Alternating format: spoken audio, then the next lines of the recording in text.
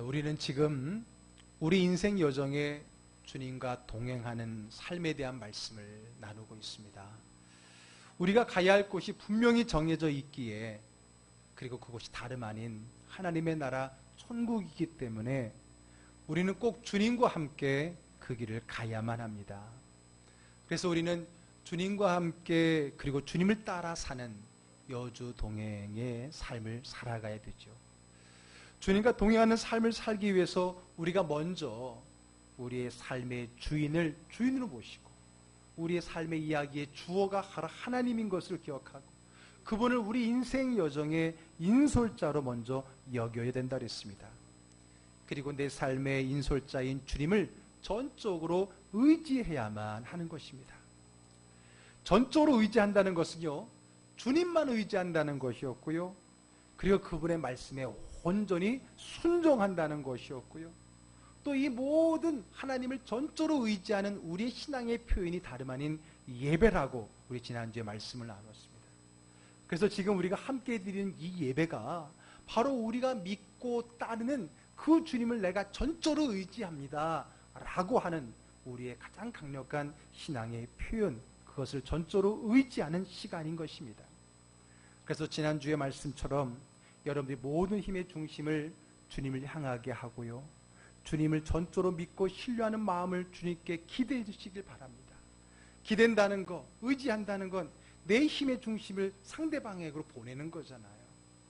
여러분들의 삶의 무게중심, 여러분들의 아픔과 그 고난까지도 다 하나님께 내어드리는 것, 이것이 진정한 주님을 전적으로 의지하는 것이다 라고 말씀을 드렸습니다. 바로 오늘 예배 시간, 여러분들 마음속에 힘들거려웠던 근심 걱정, 그 모든 것까지도 다 하나님께 그 힘 내어드리고 기대고 의지할 수 있는 그러한 예배 시간 되기를 주의 이름으로 축복합니다. 아멘. 자, 이처럼 주님을 의지하는 것이 바로 주님과 동행하는 것이라고 했습니다. 그런데 오늘 주님과 동행하는 삶의 세 번째 말씀은요, 주님을 의식하기입니다. 지난주는 주님을 의지하기였다면 이번 주에는 주님을 의식하기입니다. 주님과 동행하는 삶에는 바로 의식하는 것과 의지하는 이 두 가지가 함께 있다는 거예요. 의식한다는 말은요, 사전에 보니까 사람이 대상이나 그 측면을 염두에 두거나 생각하는 것, 이것이 의식하는 거라고 이야기하고 있습니다. 그렇다면 의지하는 것과 의식하는 것은 어떤 차이가 있는 것일까요? 무슨 관계가 있는 것일까요? 서로 반대적인 개념입니까? 서로 다른 영역입니까? 그렇지 않습니다. 주님을 의식하지 않고 주님을 의지할 수 없습니다. 주님을 의식하지 않고 주님을 의지할 수 없다는 것은 무엇일까요? 여러분, 내가 주님을 생각하지 않고 주님을 의지할 수 있습니까? 없거든요. 그것은 마치 초상집에 가서 열심히 울었는데 누가 죽었는지 모르는 경우와 같은 거예요.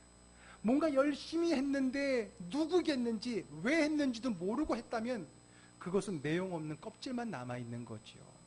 그거와 같다는 거예요. 하나님을 의지한다는 것은 하나님을 의식하는, 하나님을 늘 마음에 두고 생각하는 것이 수반되어야 된다는 겁니다. 만약에 우리가 하나님을 의식하지 않고 하나님을 의지하고 있다면 그거는 그냥 종교 생활일 수밖에 없어요. 형식적인 신앙생활로 전락할 수 있다는 겁니다. 예를 들어서 열심히 예배를 드렸습니다. 찬양도 신나게 불렀고요, 기도도 열심히 했습니다. 그렇게 예배를 1시간 드렸는데 1시간 내내 내 머릿속에 예수님에 대한 얼굴은커녕 예수님에 대한 생각이 한 번도 떠오르지 않았다면 그건 사실 진정한 하나님을 향한 예배는 아니지요.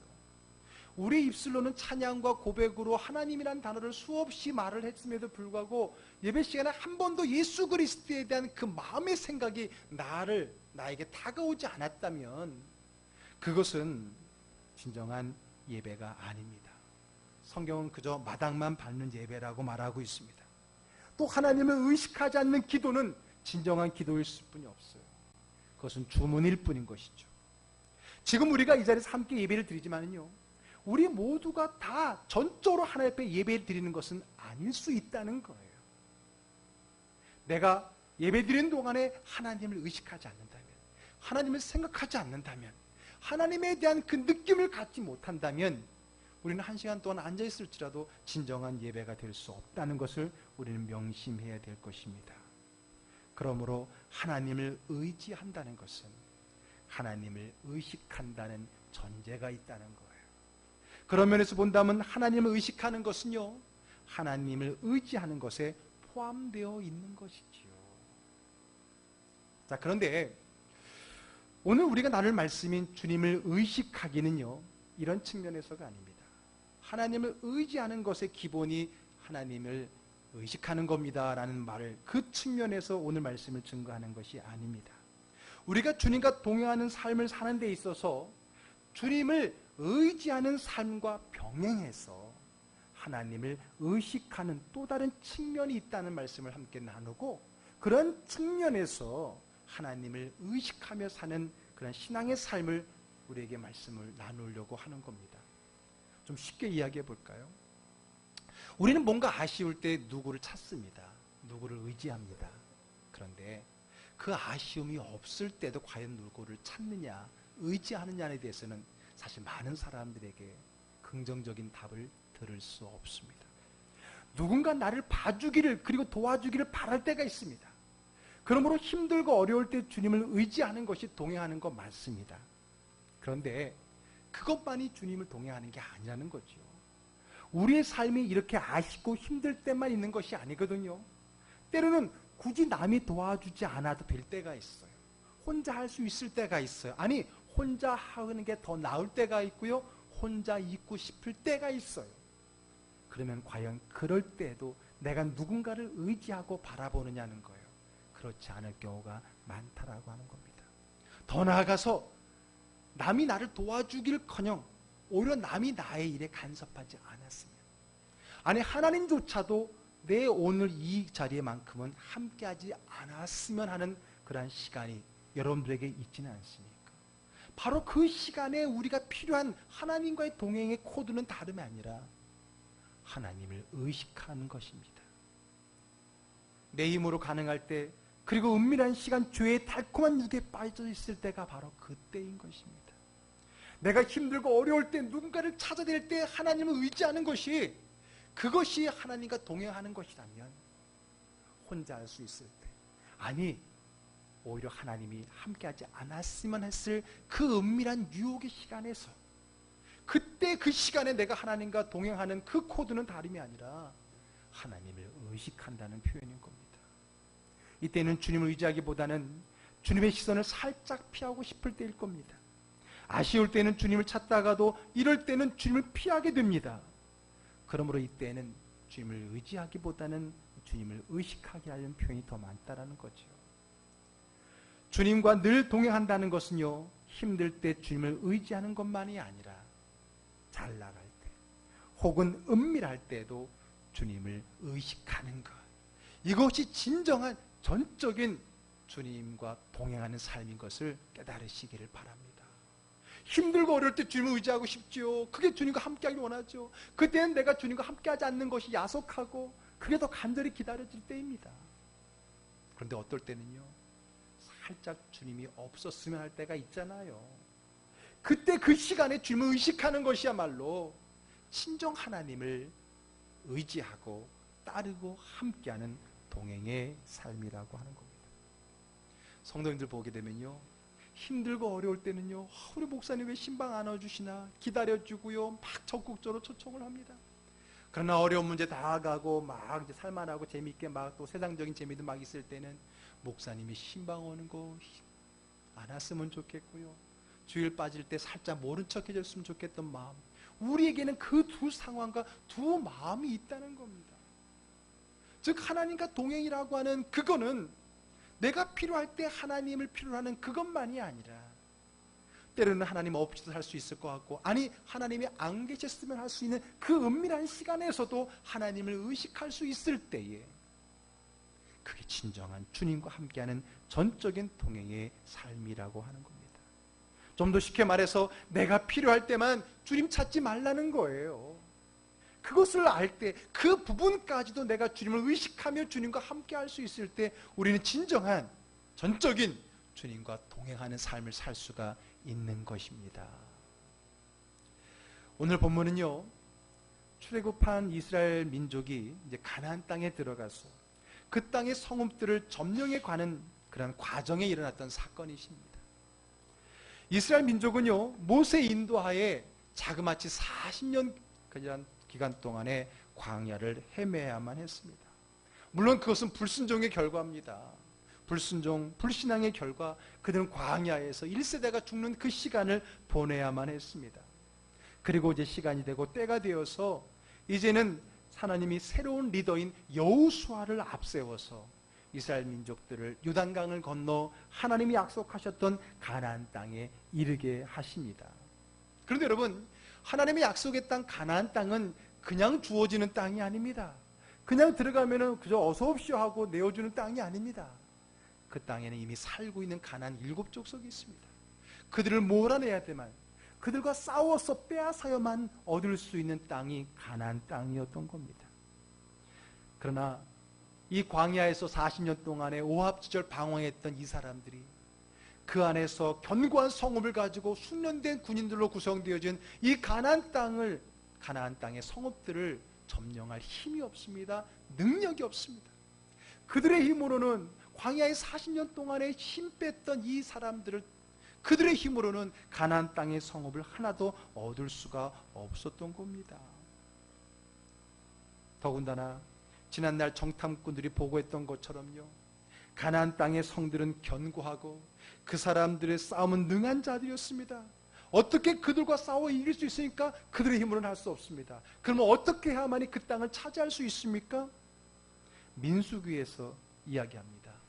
그것은 부정적인 대답을 했던 10명이 아닌 긍정적인 믿음의 보고를 했던 여호수아와 칼렙의 보고 속에 들어가 있습니다. 어떻게 해야만이 그 땅을 점령할 수 있습니까? 다름 아닌 하나님을 통해서만이 가능했다는 겁니다. 자, 우리 민수기 14장 9절의 말씀, 오늘 본문은 아니지만 우리 자막에 뜨는 거 보고 한번 읽어보겠습니다. 다만 여호와를 거역하지는 말라. 또 그 땅 백성을 두려워하지 말라. 그들은 우리의 먹이라. 그들의 보호자는 그들에게서 떠났고 여호와는 우리와 함께 하시느니라. 그들을 두려워하지 말라 하나. 예. 그들이 견고하고 그들의 성이 강하고 그들이 숙련된 군사인 게 맞아요. 그들 앞에 우리는 메뚜기와 같은 존재가 맞아요. 그러나 하나님이 우리를 기뻐하신다면, 그리고 이것이 하나님의 뜻이라면, 무엇보다 하나님이 우리와 함께 하신다면, 하나님이 우리를 도와주신다면 우리는 능히 가나안 땅을 점령할 수 있을 것이다. 이게 바로 여호수아와 칼렙의 믿음의 고백이 아닙니까? 맞습니다. 그들은 지금 이 가나안 땅에 도달했지만 그들의 인간적인, 그들의 군사적인 힘으로는 하나 성도 점령할 수 없습니다. 오직 하나님이 도와주셔야, 하나님이 함께 하셔야만 능히 이길 수 있다는 그런 고백이었던 겁니다. 그래서 하나님은요, 바로 그 믿음의 소유자 중에 하나였던 여호수아를 새로운 리더로 세우셨고요, 그의 인도하에 의해서 가나안 땅에 들어가고 그 가나안 땅을 점령하게 하십니다. 자, 그런데 가나안에 들어와서 제일 먼저 마주하게 된 성읍이 무슨 성이죠? 여리고 성입니다. 여리고 성읍입니다. 이 여리고는 요단강 옆에 물이 풍부한 곳에 있었고 또 국경지대이기 때문에 많은 무역이 이루어졌기 때문에 참 부유한 땅이에요. 부유한 만큼 그 성읍은 견고하고요, 그들의 군사는 숙련된 군사들이었습니다. 그들을 이길 힘이 이스라엘 백성에게는 없습니다. 오직 그들의 고백처럼 하나님이 함께 하셔야만 됐습니다. 그래서 그들은요, 그들의 방법이 아니라 하나님의 방법으로 그 성읍과 싸워 점령을 하게 됩니다. 우리가 알듯이 그 첫 번째 성읍인 여리고성의 점령은요, 우리가 이해할 수 없는, 도무지 납득할 수 없는, 도무지 이해할 수 없는 방법으로 점령하게 되죠. 그게 뭐예요? 6일 동안 하루에 한 바퀴씩 조용히 이스라엘의 온 백성이 그 성을 도는 겁니다. 며칠간? 6일간. 그리고 마지막 7일째는요, 법궤를 앞서서, 물론 앞에도 마찬가지였지만은 법궤를 앞서서 7바퀴를 돌고, 7바퀴를 돌자마자 온 백성이 제사장들의 나팔소리와 함께 크게 소리를 외쳐 불렀을 때에 한순간에 여리고 성벽이 무너진 줄로 믿으시기를 바랍니다. 이해할 수 없어. 이게 말이 됩니까? 이해할 수 없고 말이 되지 않기 때문에 이게 기적인 것이고, 이게 바로 믿음의 힘이 아니겠습니까? 오늘 이스라엘 백성들이 가나안 땅에서 처음으로 점령한 그 여리고성은 도무지 말도 안 되는, 즉 하나님의 방법, 기적의 방법을 가지고 그들이 그 성읍을 점령했다라고 하는 겁니다. 여호수아와 갈렙의 그 38년 전의 고백처럼 하나님이 우리와 함께하면, 하나님이 도와주시면은 불가능한 일을 해낼 수가 있었던 것입니다. 그렇습니다. 여러분, 이스라엘 백성들은 그 기적을 경험했어요. 자기들의 힘이 아닌 하나님의 힘으로 그 성을 점령하는 것을 경험했다는 겁니다. 어떻게 가능했습니까? 내 힘이 없기 때문에, 내 방법으로는 도무지 할 수 없기 때문에, 그들의 믿음이 좋았던 이유 중에 하나는 그들의 방법이 없었기 때문이에요. 그러고 보면 여러분, 내가 아무것도 할 수 없을 때가 사실은 내가 진짜 믿음이 성장할 기회인 거예요. 아멘입니까? 여러분, 내가 아무런 방법이 없고 도무지 내가 해낼 수 있는 막다른 그 길가가 이를 때, 그때야말로 내가 진정 하나님을 의지하여서 하나님을 만날 수 있는 기회라고 하는 겁니다. 자기의 방법이 붙이고 자기 방법이 없을 때 새로운 방법을 찾게 되고, 그곳에서 하나님을 만나고 하나님의 방법을 의지하게 되면서 우리는 믿음을 얻게 되고 믿음의 성숙함을 이길 수 있는 겁니다. 그런 면에서 본다면 첫 번째 성읍인 여리고 성읍의 점령은 지난주에 주님을 의지하라라는 것에 해당이 됩니다. 정말로 그들은 여호수아를 중심으로 하나님을 의지했습니다. 전적으로 의지했어요. 지난주에 전적인 주님의 의지의 방법이 뭐였어요? 하나님만 따르라는 거였어요. 그리고 하나님 말씀에 아무리 무모해도, 아무리 이해가 안 돼도 순종하라는 거였어요. 그리고 세 번째가 뭐였어요? 예배라 그랬잖아요. 이게 하나님을 전적으로 의지하는 거라 했죠. 오늘 이스라엘 백성들이 그 여리고소를 앞두고 이 세 가지를 실천했잖아요. 다른 사람 말 듣지 않고 하나님 말을 들었어요. 하나님만 따랐어요. 그리고 하나님의 도무지 이해가 되지 않는, 한 바퀴 돌아라, 일곱째 날에 7바퀴 돌아라, 도무지 납득이 가지 않는 그 무모한 말에 순종했잖아요. 그리고 무엇보다 일을 하기에 앞서서 그들이 할례를 행함으로써 하나님 앞에 거룩함을 유지했고, 그리고 유월절을 지키면서 하나님의 예배의 재단을 회복했다는 그 말씀이 앞서 있는 것을 보게 되면, 이스라엘 백성은 분명히 여리고성을 앞두고 전적으로 하나님을 의지했던 겁니다. 그렇기 때문에 그 여리고성을 무너뜨리고 그 여리고성을 점령할 수 있는 하나님의 은혜와 기적을 경험한 줄로 믿으시기를 바랍니다. 아멘. 그런 면에서 여리고성의 함락은요, 지난주에 우리의 주제였던 바로 여호와 하나님 주님을 의지하라였다는 겁니다. 하나님을 전적으로 의지한 자들이 주신 하나님의 기적과 은혜의 경험이 여리고성의 체험이라고 하는 겁니다. 그런데 문제는 두 번째 맞이하게 되는 성읍에 있습니다. 이스라엘 민족은 여리고성의 승리를 경험한 다음에 한껏 기세가 올랐습니다. 안 그렇겠습니까?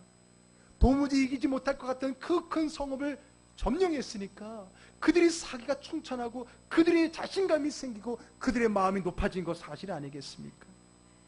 어려운 줄만 알았던 전쟁이 이렇게 쉽게 이기게 된 거 신이 났겠죠. 자신감도 생겼습니다. 이제는 그 어떤 성읍도 다 이길 수 있을 것만큼 그러한 자신감이 생겨났다는 겁니다. 그런데 항상 문제는 여기서 발생을 합니다. 그래서 방심하지 말라는 거 아닙니까? 그래서 성경은 항상 일어섰다라고 해서 교만하지 말라, 넘어질까 두려워하라고 성경은 우리에게 말해주고 있는 거 아닙니까? 여리고성이 자기들이 강해서 이겼습니까? 자기들의 논리와 자기들의 힘으로 함락했습니까? 아니거든요. 전적으로 하나님에 의지하여 하나님이 하셨던 것이거든요. 그런데 그 성공에 도취된 그들은 마치 그것이 자기들이 잘나서 자기들의 힘으로 된 것으로 착각하기 시작했다라고 하는 것입니다. 여러분, 우리 믿는 사람들이요, 주의해야 될 때가 다름이 아니라 은혜 받고 나서입니다. 복 받고 나서요.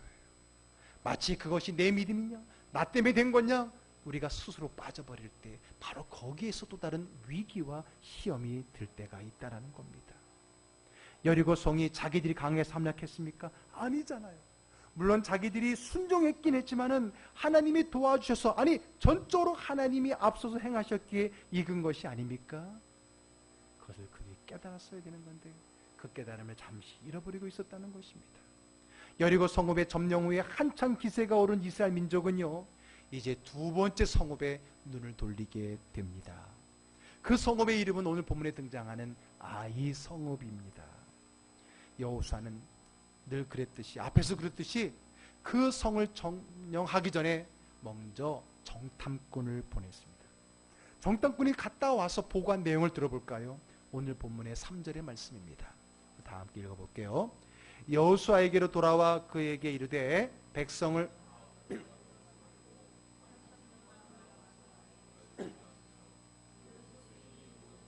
그리로 보내어 수고롭게 하지 마소서 하므로. 예, 아이 성은 여리고 성에 비하면 아이였나 봐요.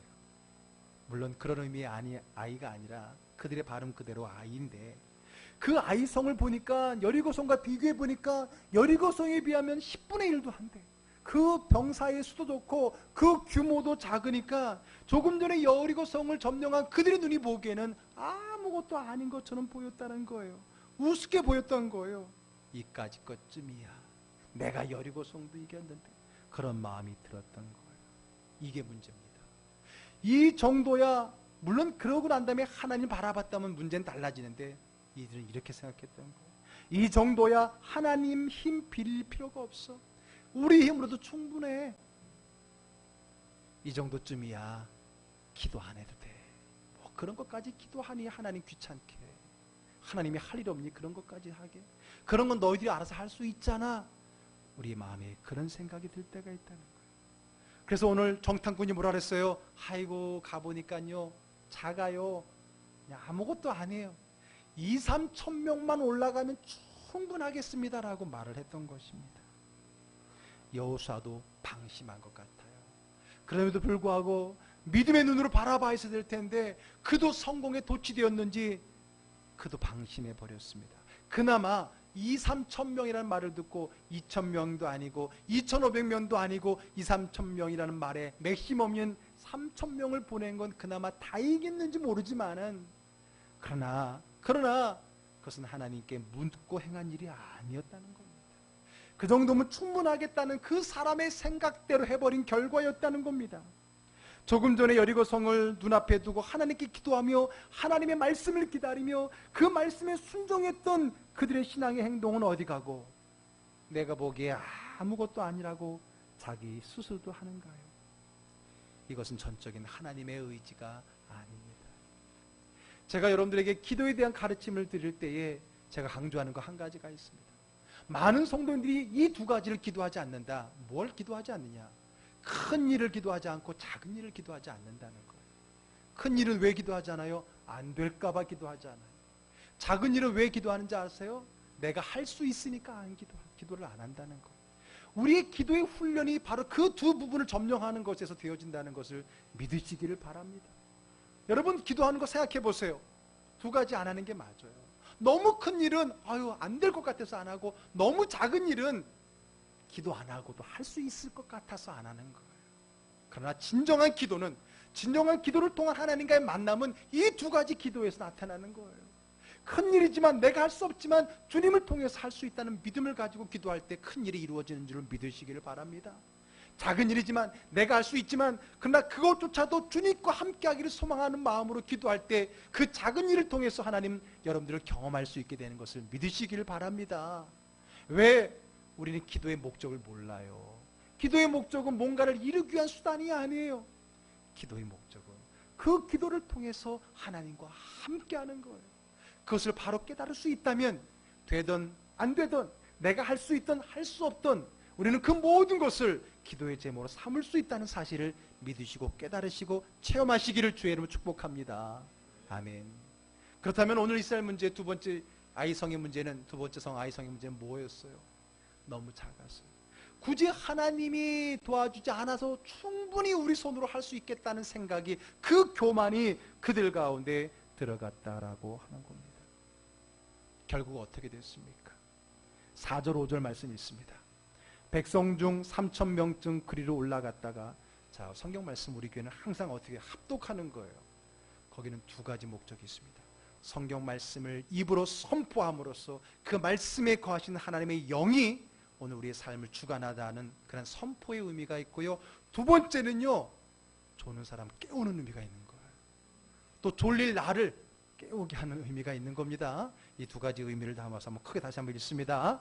백성 중 3,000명쯤 그리로 올라갔다가 아이 사람 앞에서 도망하니 아이 사람이 그들을 36명쯤 쳐 죽이고 성문 앞에서부터 스바림까지 쫓아가 내려가는 배탈에서 쳤으므로 백성의 마음이 녹아 물같이 된지라. 3,000명이면 충분하겠다라고 갔지만은 웬걸요, 완전히 박살이 나서 후퇴하게 됩니다. 후퇴하는 과정 속에서 계속해서 그들이 침을 당하고 완전히 전패하게 됩니다. 무엇이 문제입니까? 내 스스로 할 수 있다고, 내 혼자 힘으로 가능하다고 하나님을 의지하지 않은 것이 문제입니다. 그것은 하나님을 전적으로 의지하지 않은 것이 문제였습니다. 뒤늦게 여호수아가 깨달았습니다. 늦었지만 하나님 앞에 가서 무릎을 꿇습니다. 6절의 말씀 읽겠습니다.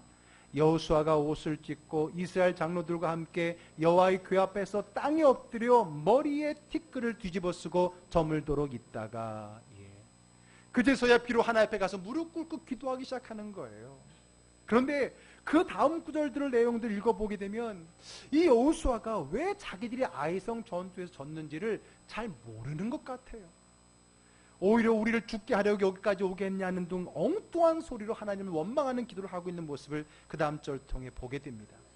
그랬더니 하나님께서 가르쳐 주십니다. 너희들이 왜 아이성에 졌는지를 그들에게 가르쳐 주는데 더 놀라운 두 번째 이유가 있다는 거예요. 그들이 처음에 승리에 도취돼서 하나님 없이 할 수 있다라고 하는 교만만이 이번 전투의 실패의 원인이 아니었던 거예요.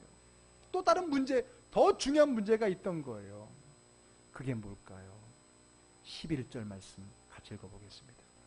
이스라엘이 범죄하여 내가 그들에게 명령한 나의 언약을 어겼으며 또한 그들이 온전히 바친 물건을 가져가고 도둑질하며 물건들 가운데에 두었느니라. 그게 알고 보니까 오늘의 문제를 얕보고 하나님을 의지하지 않은 것만이 아니라 또 다른 문제가 있다는 거예요. 그게 뭐냐?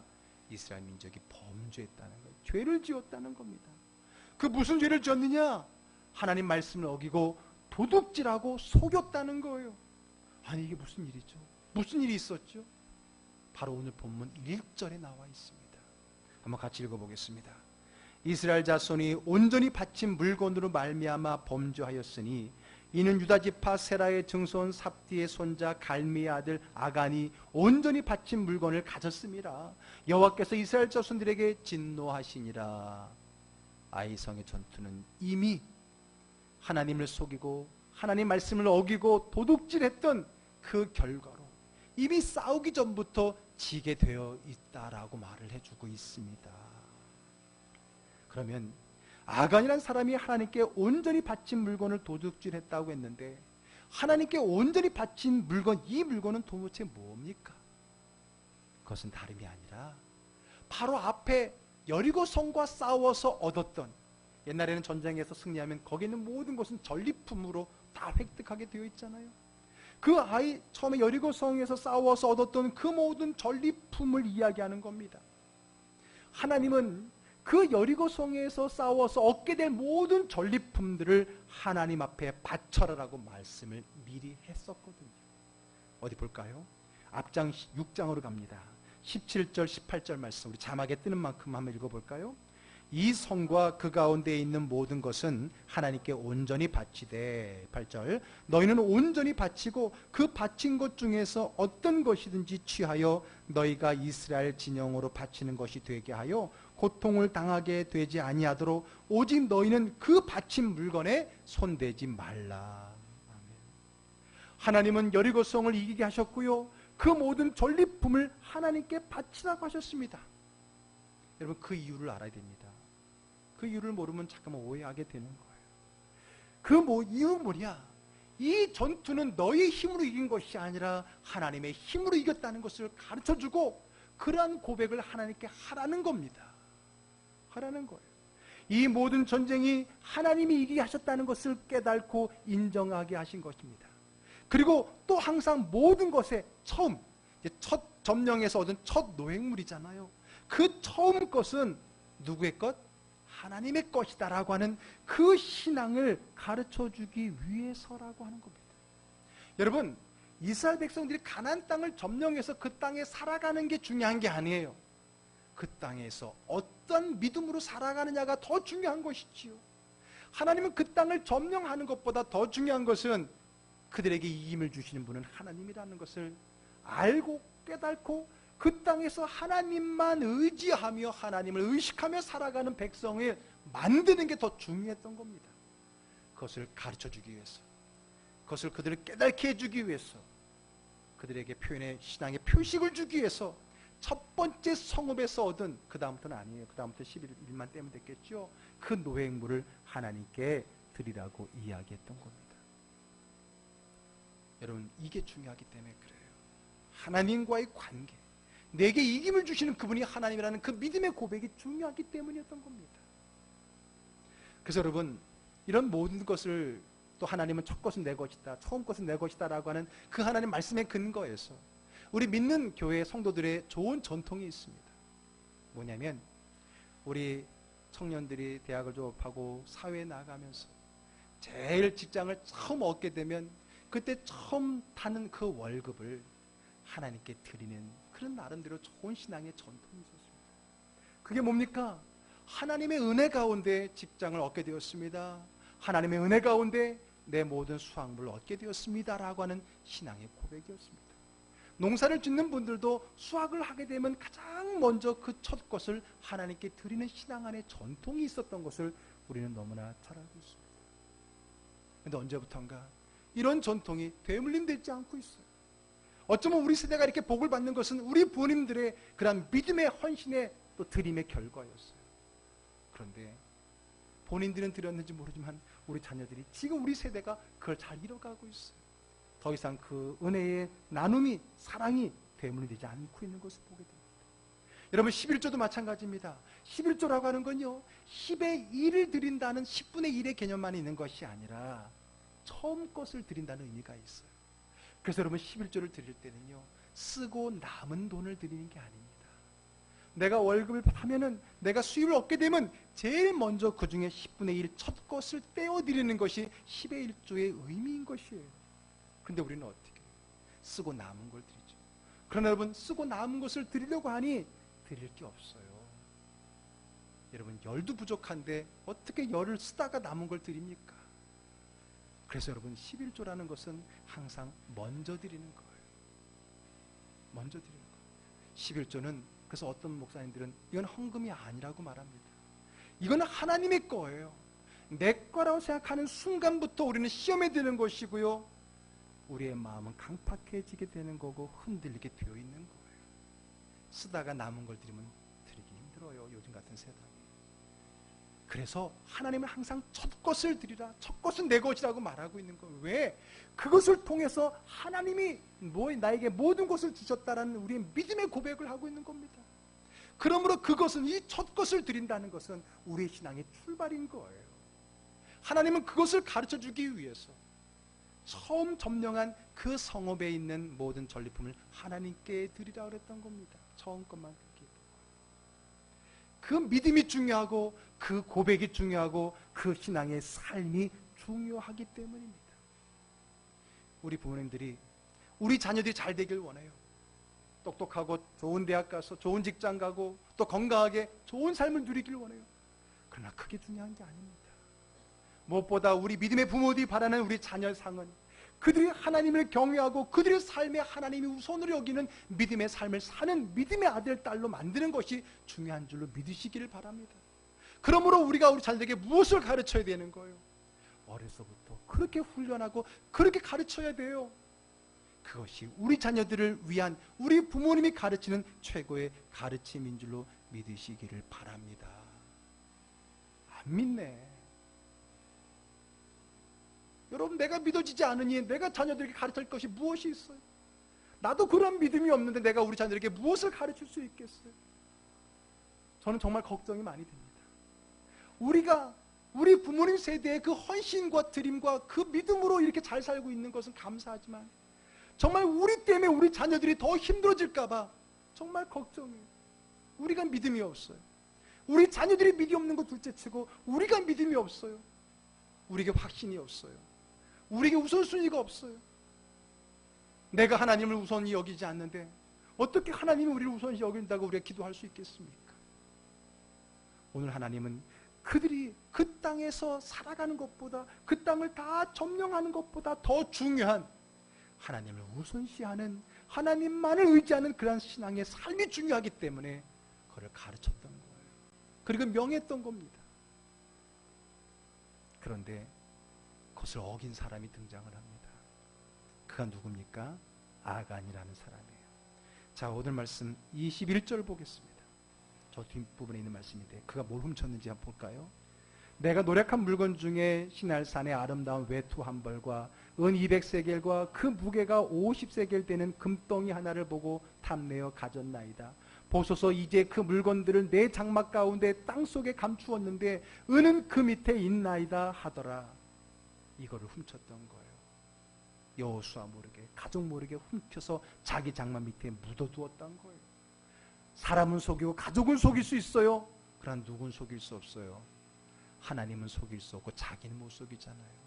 아무도 안 보는 것 같지만 누구는 봐요. 하나님 보고 나는 보고 있잖아요. 믿음이 보고 있고 양심이 보고 있잖아요. 아무도 몰랐어요. 그러나 은밀한 중에 보시는 하나님은 알고 계십니다. 그리고 그 하나님 말씀대로 그들을 심판하신 것입니다. 무엇이 문제입니까? 은밀한 유혹이 임할 때 하나님을 의식하지 않은 게 문제입니다. 내가 힘들고 어려울 때 하나님을 의지하는 것은 많이 해요. 사람들이, 믿음의 사람들이라면. 근데 문제는 은밀할 때 내가 하나님을 의식하고 있느냐예요. 그것까지 할 수 있어야 내가 진정 하나님과 동행하는 거고 진정 하나님을 의지하는 성도라고 하는 겁니다. 우리가 힘들고 어려울 때 하나님을 의지할 줄을 알면서도 내 혼자 할 수 있을 때, 그리고 내 마음대로 하고 싶을 때, 그리고 은밀할 때 우리는 하나님을 의지하지 않는단 말이에요. 의식하지 않는단 말이에요. 하나님을 피한단 말이에요. 하나님을 외면한다는 거예요. 그때는 하나님이 모른 척 해주기를 원한단 말이에요. 그것은 전적인 의지가 아닙니다. 그것은 하나님과 동행하는 삶이 아닙니다. 내가 필요할 때만 하나님과 동행하는 것이 아닙니다. 우리 즐거운 가족들에게 간곡하게 말씀드립니다. 하나님을 의지할 뿐만 아니라 하나님을 의식하며 살아가시기를 주의 이름으로 축복합니다. 아멘. 하나님을 의식한다면, 하나님의 살아계심을 믿는다면, 하나님이 지금 나와 함께 계신다는 것을 믿는다면 우리는 쉽게 넘어지지 않습니다. 저도 중학교 2학년 때 수련회 가서 주님 만났어요. 중학교 2학년, 그때는 이제 사춘기가 시작될 때였습니다. 제가 주님을 만났기 때문에 늘 순간마다 저에게 많은 유혹이 왜 없겠습니까? 그러나 그럴 때마다 예수님의 얼굴이 떠오르는데, 그 예수님의 얼굴 떠오르는 예수님 보면서 제가 그 죄를 지울 수 있겠습니까? 없지요. 저는 그래서 사춘기의 유혹으로부터 저를 지켜준 것은 저는 예수님의 얼굴이었다고 저는 믿는 사람입니다. 왜 우리가 우리 자녀들을 일찍 주를 만나게 될 이유가 바로 여기에 있는 것입니다. 주님이 의식될 때, 주님이 느껴질 때 우리는 그 은밀한 자리에서부터 구원을 받을 수가 있는 것입니다. 만약에 우리가 하나님을 의식해야 할 때 의식하지 않는다면 어쩌면 머지않아 우리가 정말 하나님을 필요로 할 때, 의지해야 될 때 하나님이 안 계실 수 있다는 사실을 알아야 됩니다. 이건 제 말이 아니라 하나님 말씀입니다. 오늘 본문 12절의 말씀 읽어보겠습니다. 하나님 말씀입니다. 그러므로 이스라엘 자손들이 그들의 원수 앞에 능히 맞서지 못하고 그 앞에서 돌아섰나니 이는 그들도 온전히 바친 것이 됨이라. 그 온전히 바친 물건을 너희 중에서 멸하지 아니하면 내가 다시 너희와 함께 있지 아니하리라. 너희가 나와의 관계 속에 너희에게 정말 은밀할 때도 나를 의식하지 않는다면 정말 너희가 나를 필요로 할 때 내가 너희와 함께 하지 않을 수 있다는 이야기를 들어야 됩니다. 내가 할 수 있을 때, 그리고 아무도 보지 않았으면 할 그때가 위험한 때예요. 하나님 보고 계십니다. 하나님은 알고 계십니다. 그때에도 주님을 의식하십시오. 그때도 주님을 의지하십시오. 그때야말로 주님과 동행될 시간임을 명심하시기를 주의 이름으로 축복합니다. 이것을 잘한 사람이 있어요. 바로 창세기에 등장하는 요셉입니다. 그는 형들에게 버림을 받는 노예가 되는 그 어려운 삶에도 전적으로 하나님을 의지했습니다. 그렇기 때문에 그는 살아남을 수가 있었어요. 그런데 그가 하나님이 높여주셨던 것은 힘들 때 하나님을 의지했기 때문만이 아니었습니다. 또 한 가지가 있었어요. 은밀할 때에 하나님을 의식했기 때문입니다. 언제입니까? 그의 주인 보디발의 아내가, 음탕한 보디발의 아내가 그에게 유혹했을 때, 모른 척 넘어갈 수도 있고 아무도 안 보니까 또 주인 얘기니까 못 이긴 척 넘어갈 수 있었지만은 그는 하나님을 의식했습니다. 창세기 39장 9절의 말씀 읽어보겠습니다. 이 집에는 나보다 큰 이가 없으며 주인이 아무것도 내게 금하지 아니하였어도 금한 것은 당신뿐이니 당신은 그의 아내임이라. 그런즉 내가 어찌 이 큰 악을 행하여 누구에게? 하나님께 죄를 지으리까. 그가 하나님을 의식하지 않았더라면 모른 척 넘어갈 수 있어요. 그러나 하나님을 의식했어요. 하나님을 필요로 할 때 의지한 것만이 아니라 은밀한 그 자리에, 내가 알 수 있는 그 자리에조차도 하나님을 의식할 수 있었기 때문에 하나님은 그를 높여주신 것이고 결국은 하나님 그를 쓰실 수가 있었던 것입니다. 사랑하는 즐거운 교회 가족 여러분, 하나님을 동의해야 된다는 데는 동의합니다. 하나님을 힘들고 어려울 때 하나님을 의지하는 데는 동의합니다. 그러나 내 혼자 할 수 있을 때, 내 마음대로 하고 싶을 때, 아니 하나님이 없었으면 했을 그 은밀한 자리에 주님을 의식할 수 있겠습니까? 그렇다면 여러분은 진정 주님과 동행하는 삶을 사는 겁니다. 그러한 성도님 되기를 주의 이름 축복합니다. 그 하나님을 의식하면서 전적으로 하나님과 동행하는 믿음의 삶을 누리는 저와 여러분 되기를 주의 이름으로 축복합니다. 기도하겠습니다.